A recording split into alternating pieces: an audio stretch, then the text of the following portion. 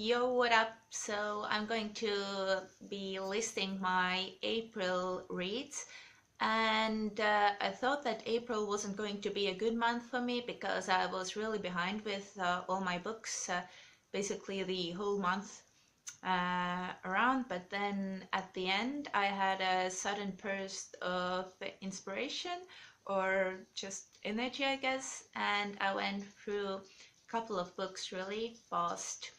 And I'm going to talk through the books. So the first book I read in April was Emmeline Pankhurst, My Own Story. It looks like this, really pretty. And I think they re-released it because of the movie a couple of years ago. But I found it and I was really interested because I don't know much about suffragette movement. This book was a real eye-opener because before the suffragettes became radicalized, they had a very long history of trying to pass reforms in a really democratic and calm way, but they were faced with rejection time and time again, and I could feel the frustration, and I could understand why they started to really step up their game, especially because the male lawmakers actually told them to step up their game. They really pushed the notion that if you want something passed, you have to fight for it. And then when women did, they punished them. It was mind-blowing that even for just walking with a poster on the street, they could get imprisoned. It's an amazing book. I think it should definitely be one of the recommended books for high schoolers to read. I would say at the end of their education, maybe not the beginning. But if they want to read something during middle school or high school as well, then a good book would be Moxie. And this is one of the favorites of this year, I already know, because it was so inspiring. I was pretty outspoken when I was in middle and high school, especially on topics like LGBT. Yeah, not T, not at that point. So I wanted to discuss those topics and really bring them to attention of other people's to other people, but I didn't know much about women's rights, and I just accepted the rights that I had and thought it would be, or it was fine. And it was only later when I started to see that the stereotypes that are still preserved, and how some things are allowed for men and other things are not allowed for women, and how unfair it all must feel for people who are caught up in that. So Moxie tells a story about, it's a fictional story, and it takes place in small Texas town where one of the really quiet girls gets fed up with how things are run in the school, how the jocks are celebrated, and how girls are forced to go through the, how do you say, clothes checks, that they can't bear too much skin because it's distracting for boys or teachers even. So she decides to fight back and starts a newsletter or a sign to really gather up support and say that this is not okay. It's all anonymous, and as it goes along, more and more girls join up because it is a big problem. And it's really inspiring. It's not radical in a sense that it puts down men or boys, but it's radical in a way that it makes you feel, yeah, I can speak up, I should speak up. And it has a small romance inside, and it's not bothersome in a way, because I usually find it like, do you have to include it? Why is it necessary? But here it really plays into the whole topic, and where should boys or men stand when they want to really put their 2 cents into the movement, when they want to support it? Where can they support it, and where are the places where they maybe shouldn't comment, or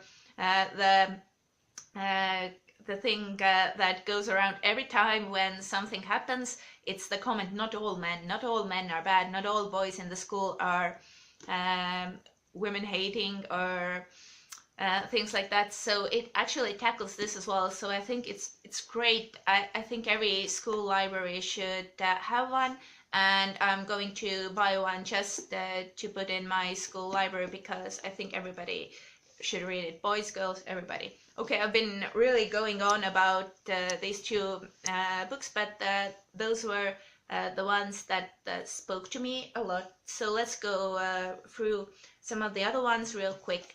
The really small one that I read was on Anarchism by Noam Chomsky. Go on, Zoom.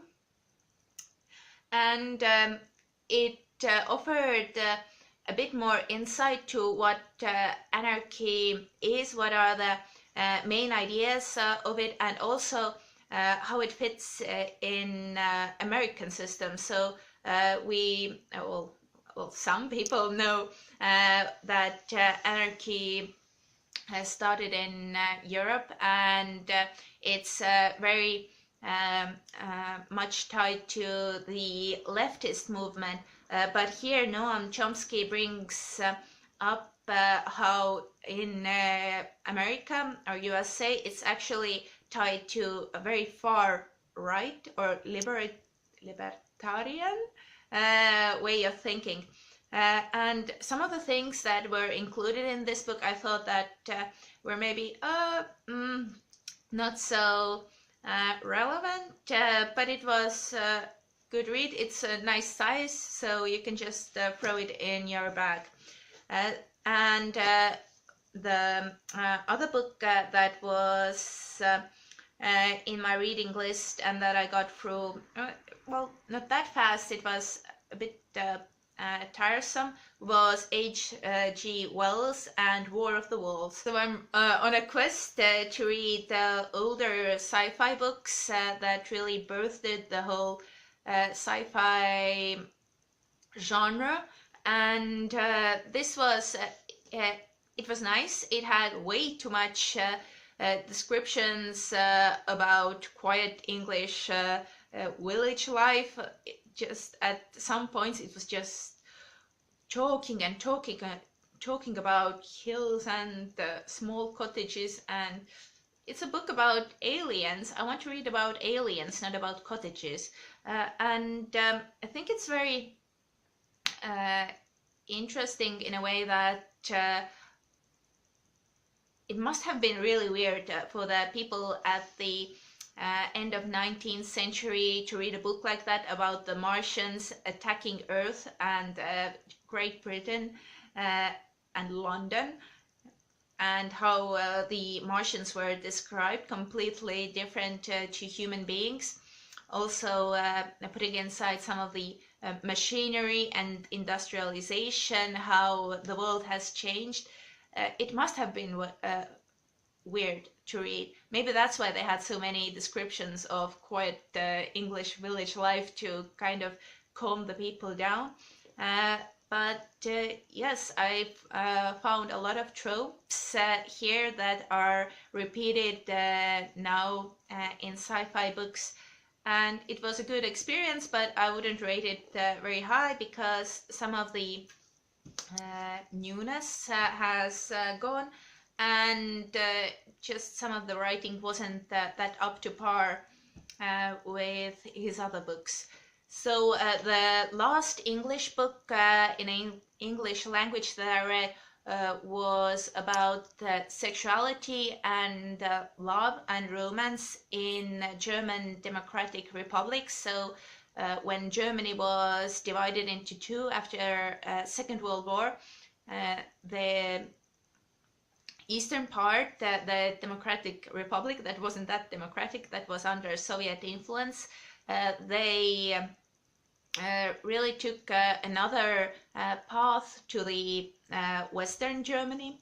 And somehow there was this romantic notion after the Germany was unified again, that somehow love or sexuality was more real or more natural in the Eastern part. And this book then tries to see if there's any truth to that.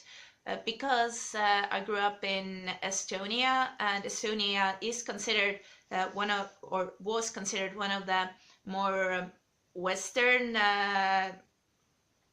well, it was a Western part of Soviet Union, but more Western influenced part of Soviet Union. Then I could see a lot of parallels between the East Germany and us. So a lot of these things described weren't really news for me. I could understand and see that, oh, the things happened here just as they did there. But a big surprise for me was the part about nudism. So nudism got really, really big in the 60s in Eastern Germany. And there were seeds of it at the end of 19th century and during Weimar Republic. And I think I remember reading something about it, but I didn't know that nudism was so big during the Cold War. So that was really surprising to read, and there were other interesting tidbits, so I enjoyed the book. It was very well referenced, which I enjoy as well because I'm a nerd, and yeah, it was nice. And at the end of April, I decided to pick up 2 books from my own bookshelf. I was reorganizing them a bit, and they were both children's books from my childhood. So Roald Dahl's Matilda, and by the same author, Big Friendly Giant. I have to say that out of these 2, I definitely prefer Matilda, although being a teacher and a grown-up myself right now, it's really hard to read Matilda because there is so much wrong there. I know it isn't supposed to reflect life as it is, that it's exaggerated, but some of the things were just in a really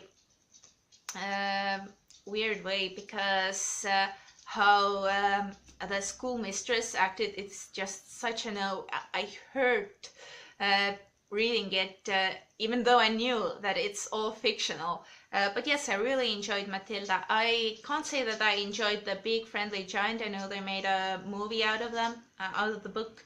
I haven't seen the movie, hope it's good. But I think this was more geared into a younger audience because it had a lot of tongue twisters and funny words. The giant talks in a funny way, but other than that, I didn't have any memories of reading it, and I think maybe I blocked it because I really didn't enjoy it. I'm going to put this in my to be sold pile, but it was nice meeting Matilda again, and I have one more book by him that I want to read, which is Witches, but that's in English. So those were the books I read in April. Whee! Nice pile of them, and I'm really happy with how the month went. I hope I can read more in Estonian in May. That's one of my goals, but I hope you enjoyed it. And if you have any questions or comments, please leave them down below. Thank you for being with me. Have a good day.